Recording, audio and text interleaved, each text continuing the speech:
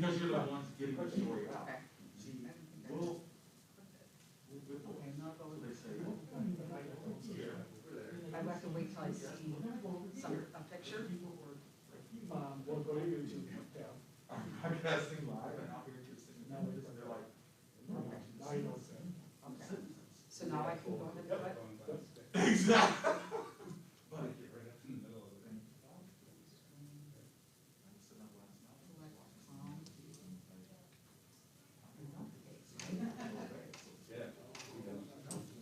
I'm glad for it.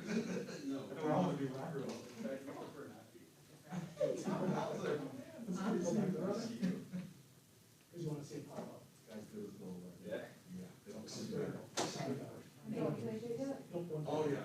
Oh, That's what you're going to say, get that text. So I know, right? They go on, send me some stuff. and then you gotta show you. They go on. No. Yeah. It's good to see you too, man. I see you, of course, on social media and on TV. TV. It's not the same scene. It's not, it's not. We're hanging in there though. Full timers. I know. Yeah. Isn't that just?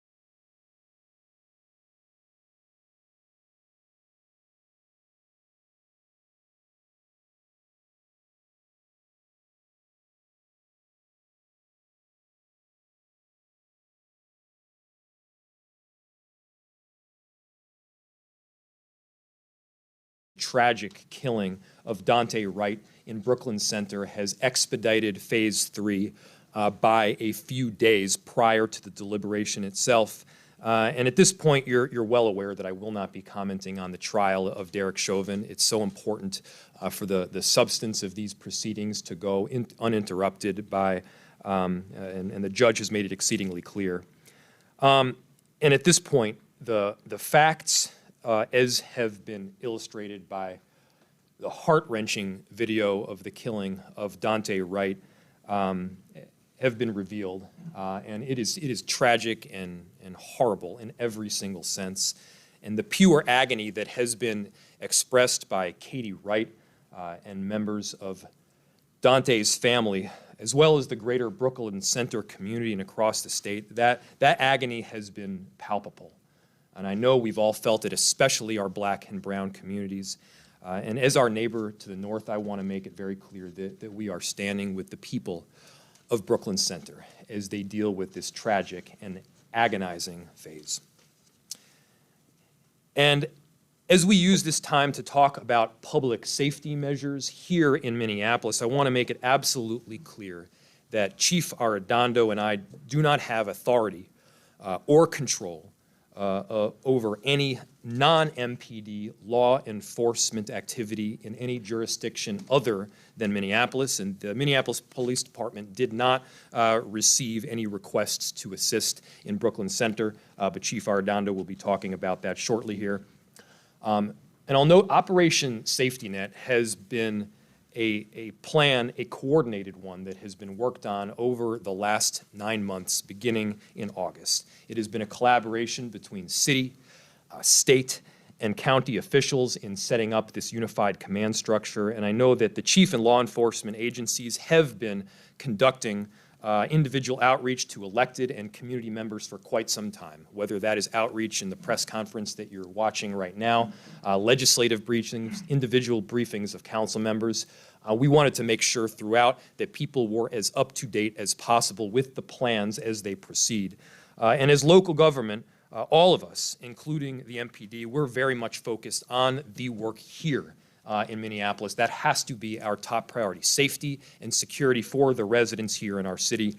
And again, Chief Arradondo will be shortly here expanding on the operations of Operation Safety Net and specifically the work here in Minneapolis and what things will look like as we progress here towards the deliberation and the verdict in this final phases of the trial. Keeping our focus squarely where it needs to be, right here on the city of Minneapolis, we have several updates. Our Office of Violence Prevention will be providing an update through our director, Sasha Cotton. As was mentioned in last week's briefing, Director Cotton has entered into several formalized contracts with 7 different community organizations, making sure that the approach is not exclusively based on law enforcement. And the work that Director Cotton has been doing is supplemental to that law enforcement work, ensuring that we have that two-way of stream of communication between community leaders, neighborhood associations, block captains, to make sure that we're able to receive that critical feedback as it happens on the ground. And we're also able to disseminate the correct and true information as quickly as possible. We know how important those community relationships will be over the coming couple of weeks. And I'll just note, this is a hard time for our city. These times are tense, they are traumatic, and they're going to need all of us working together in every respect. That means community members. That means neighborhoods. That means these block captains. That means law enforcement. That means all of us working together in a unified approach. Over the last several days, following the officer-involved shooting that happened in Brooklyn Center, dozens of Minneapolis community-based businesses have sustained some form of damage in the last 5 days. And earlier this week, I was out on West Broadway and heard directly from a number of community members and businesses about the impact that destruction has on residents, it has on individuals. These are people's livelihoods. They've poured their blood, sweat, and tears into making these investments in community. The community is dependent on these institutions. Be they pharmacies or grocery stores, banks or barbershops.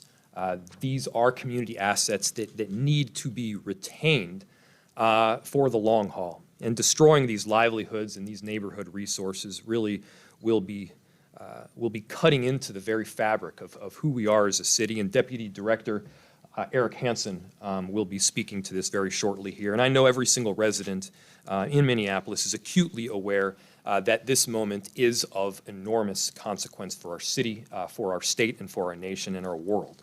But the way we get through this here, it hits so much closer to home. So lean in on community. I want you to check in on your neighbors, see how your family members are doing, and take care of yourself as well. This is a tough time that is undoubtedly filled with quite a bit of trauma. We recognize that, and we want to express our solidarity with every resident throughout the city of Minneapolis that is going through so much during this very, very difficult time. We will be answering questions following the presentations here, and with that, I will turn it over to Chief Arradondo.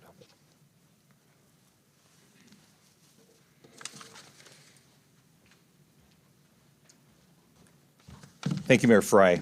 Good morning. As part of our weekly update on Operation Safety Net, I want to first and foremost also condolences to the Wright family and certainly all those impacted by that tragedy out there in Brooklyn Center. And so condolences there. Operation Safety Net, as Mayor Frey has indicated, we are in Phase 3. This has come a few days earlier than we had anticipated. And so what our community members certainly have seen over the last 48 hours and what they can continue to see is a robust presence of both our citizen soldiers, our men and women of our National Guard, and certainly now just a gathering of local law enforcement, state and county agencies. So our Hennepin County deputies, our state patrol officers, our Metro Transit police officers, and of course our men and women of the Minneapolis Police Department, joined by other jurisdictions. And so to date, I want to first acknowledge too the demonstrations and gatherings in Minneapolis, those who continue to demonstrate peacefully. We want to say thank you. Operation Safety Net is built on those two pillars of First Amendment peaceful demonstrations and gatherings, but also, again, protection of people and property. Mayor Frey also noted some of the events that occurred in Brooklyn Center a couple of nights ago. We had residual impacts of that as related to vandalism and some burglaries, and Deputy Director Hansen will give an update in terms of that. But our folks were responding. They were responding in a timely manner to keep those businesses safe. Again, we understand that our communities, our cities are going through a tough time, and trauma is certainly present, but we do not want to re-traumatize our city and our communities by these acts of vandalism, burglaries, and looting. So many have, again, built so much in trying to keep these businesses anchored in our community so that people can shop, do their grocery shopping, get their medicines. Teenage kids can have after-school part-time employment. To damage that and to jeopardize that just does not do any good for our city.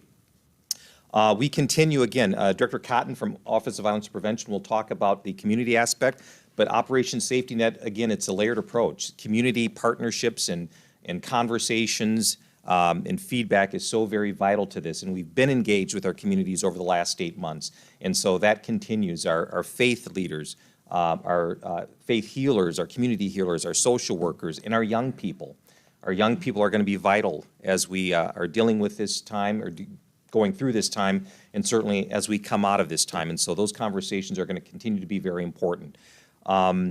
Operation Safety Net, again, with all of these different agencies, we are prepared to respond not only here in Minneapolis, but to other jurisdictions should we be needed. We continue to monitor that as an executive team group, and we'll do so over the coming days. So with that, I'm going to turn it over to Director Cotton.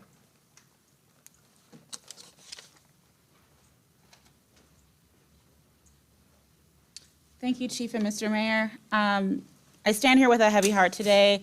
The Office of Violence Prevention extends its condolences to the family of Mr. Wright and to the community as we suffer the loss of another young Black male. Our office's mission is largely focused on reducing violence, and when we see the loss of life, it is deeply impactful to our work, our partners, and our community. And so we are grieving with those who knew Mr. Wright and those who are feeling this pain. With that in mind, the death of Mr. Wright, the killing of Mr. Wright, prompted us to start our work with our community patrols a little earlier than we had anticipated.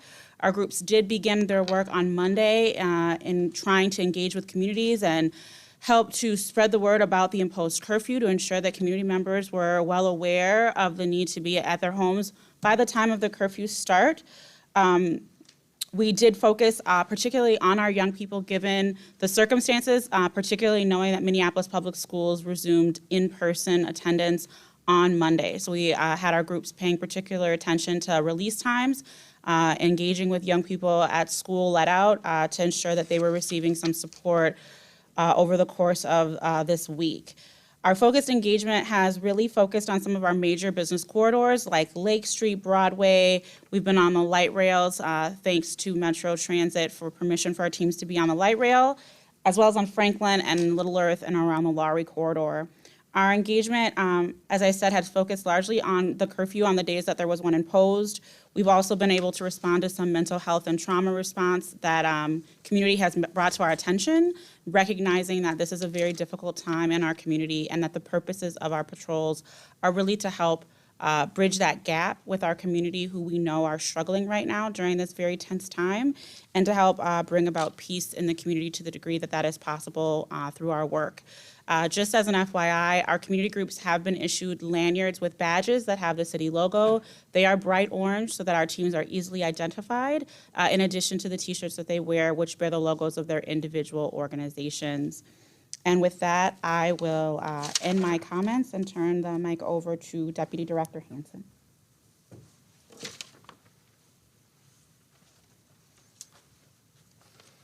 Thank you, Sasha. As the mayor and the chief and Sasha talked about, the police killing of Dante Wright had residual impacts in Minneapolis. Express my condolences to the Wright family of another tragedy and the loss of a black man in America and in this region. And those residual impacts into Minneapolis was a crime spree that occurred over the last few days, where we've seen burglaries, audible business alarms, and damages to property between April 11th and April 13th.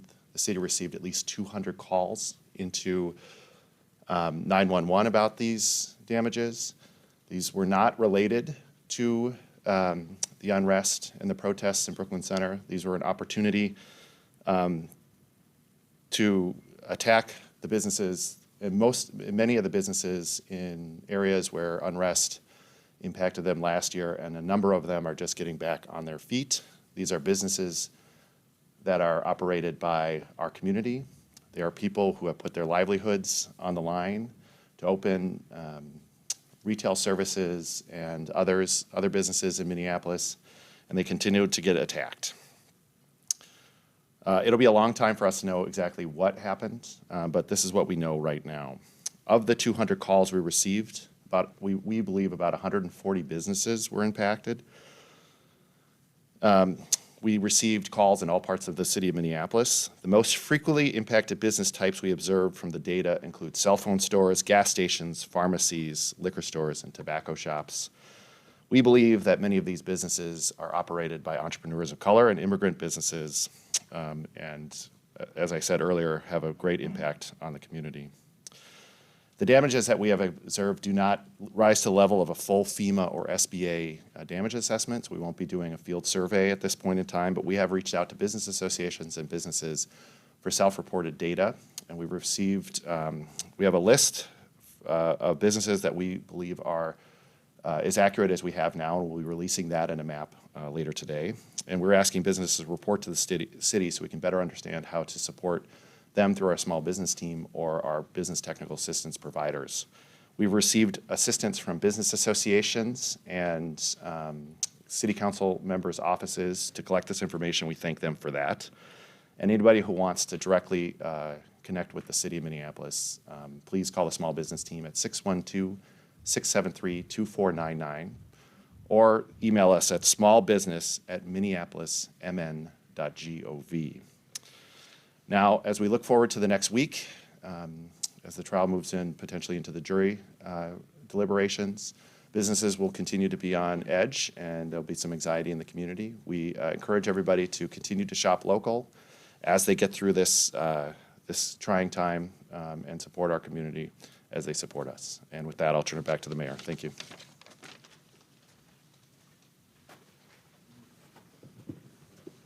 Thank you. We'll open it to questions.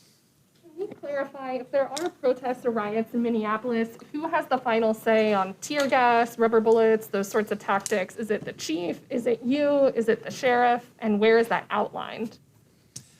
Thank you, Ms. Navratil. The question was regarding who has the final say with respect to munitions use in Minneapolis. As you know, there's presently a TRO in place that requires authorization to be provided by the chief of police with respect to gas munitions. And additionally, we've authored additional restrictions beyond that with respect to munitions themselves. I'll let the chief more fully answer.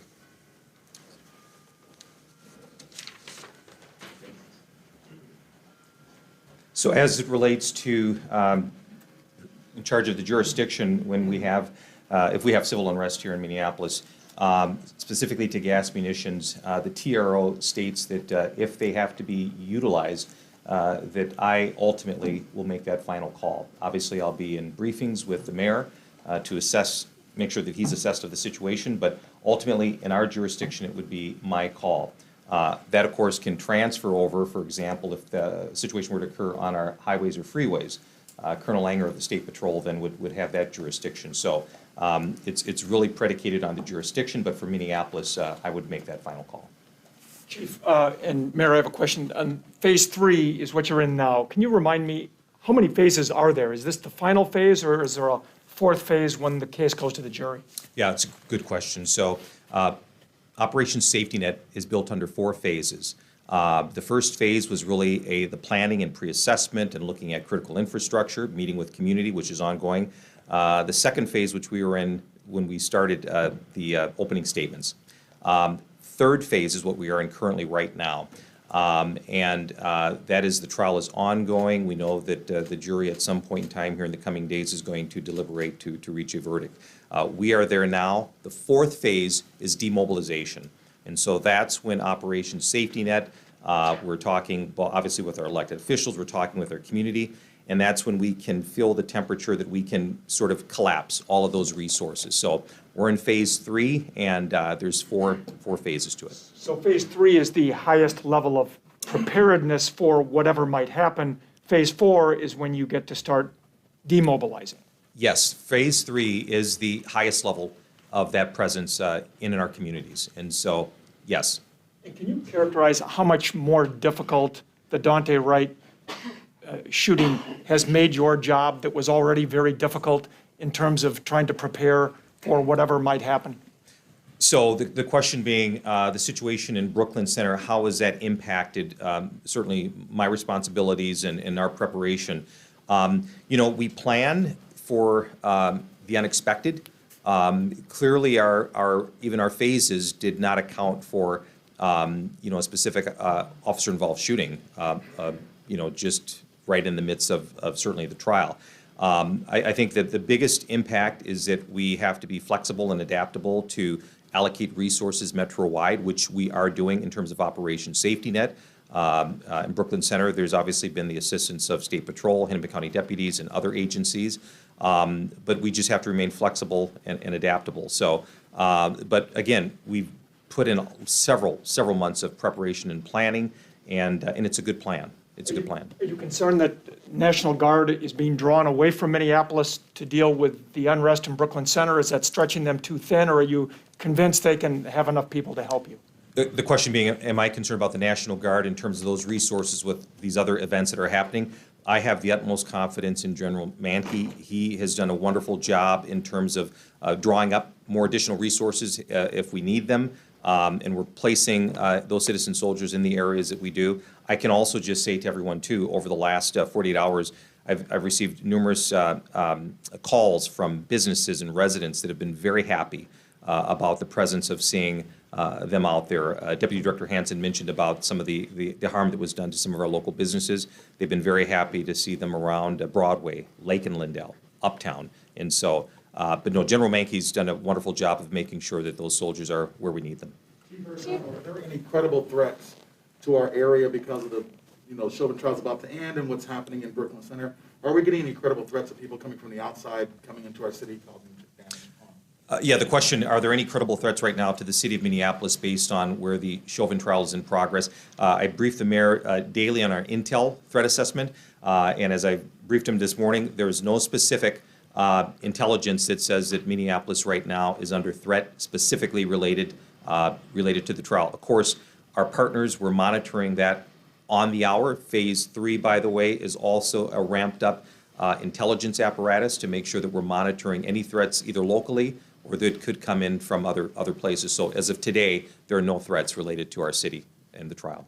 Chief, what will your criteria be for deciding whether to use tear gas or rubber bullets or other similar tactics? And what did you think of how they were deployed in Brooklyn Center with the past few days?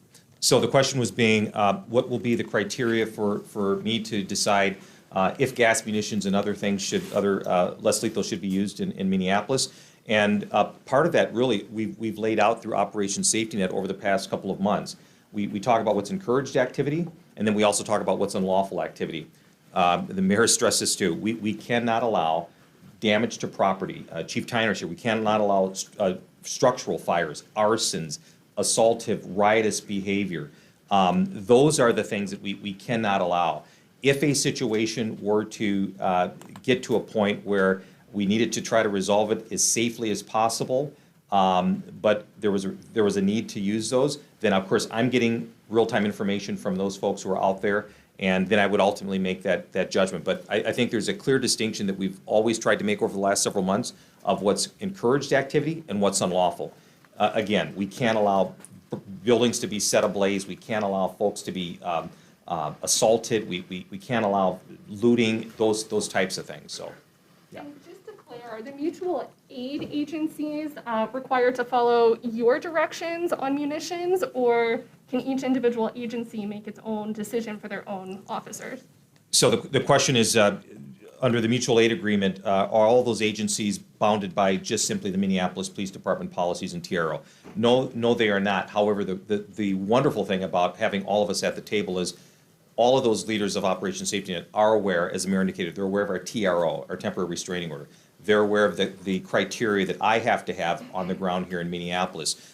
They still have to have their own policies that they have to abide by. There's still laws and regulations that they have to abide by, but we're working in concert with each other. And so that communication, I think, is key in making sure that we can do things safely and keep our community safe and peaceful. Are you concerned about that idea that there could be different law enforcement leaders who want to take a different approach to using munitions? I'm not, the question was, am I concerned about different law enforcement agencies and maybe some wanting to take a different approach? Operation Safety Net, just based on its concept, is about consistent communication. And so we would not have an agency, for another term, just kind of operating on their own, particularly in our jurisdiction, because we're at the table, the leaders are at the table, we're constantly talking. There's strategic plans that are developed for those situations. So hope that answers it. Chief, you talked about the residual violence that happened in some of our businesses in the city of Minneapolis in response to what happened in Brooklyn Center. Your message to those business owners, they're anxious. Can they call and ask for more protection from the National Guard? What can they do to protect their business? No, it's a good question. So the question was, what can our business owners do who have been anxious and kind of on pins and needles as they watch situations play out? Yes, they have actually called and asked for more protection, for more guard, for more MPD and other deputies and troopers and resources. We are reaching out to them. Our Operation Safety Net is doing daily assessments, what we call our property protection details. So they're doing those daily assessments. I was driving by Lake and Lindo yesterday and saw our guard out there and other parts of North Minneapolis. And so yeah, we'll continue to keep monitoring that. The mayor mentions Phase 3. Certainly as we get into verdict time, there's going to be obviously much more of a presence out there. So we want to keep our city safe, and we want to certainly keep our businesses protected. Question for Sasha Cotton, if she's still there. You talked about assisting in some mental health calls, if I understood correctly. Can you provide more detail on what role your office plays in those calls and sort of what kind of volume you were getting for that? Sure, thank you for the question. The question was related to our response to some mental health crisis and needs in the community with our community patrols and groups. We are not formally using, mental health is not our formal purpose. However, we do have some teams that have trained mental health responders on their teams. We did, in the midst of, the very challenging times this week, get some calls from community members that people were experiencing crisis and that they would prefer a non-law enforcement response. And so we were able to deploy those resources upon request. And can you give any sense of how frequently that was? Was it a handful of times It was that a happened? handful, it was infrequent.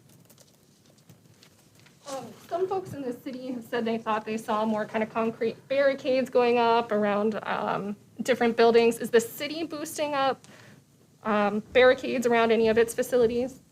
I would defer to the mayor. So the question was whether the city is boosting up additional support structures and barricades around key city pieces of city infrastructure. There was an initial fortification, as you know, of City Hall, of Hennepin County Government Center, done through a multi-jurisdictional collaboration in addition to our police precincts.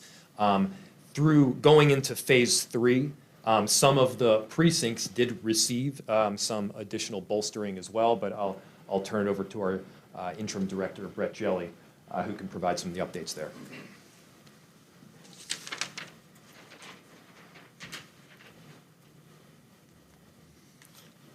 Thank you, Mayor. Brett Jelly, Interim Director of Public Works.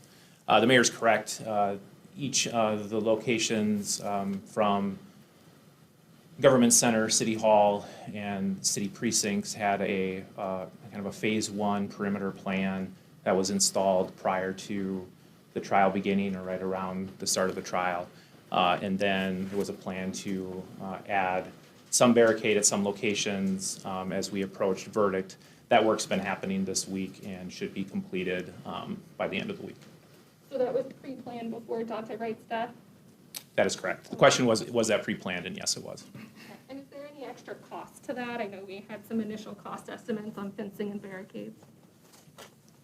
The question was about additional costs. It was part of the security plan. Any further questions? Thank you, everybody.